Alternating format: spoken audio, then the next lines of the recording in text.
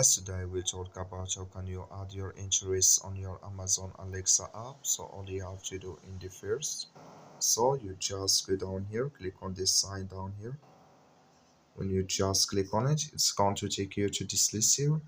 Click here on settings. Then it's going to take you to this list. Click here on your profile in family here. Then you just switch in here to open with you.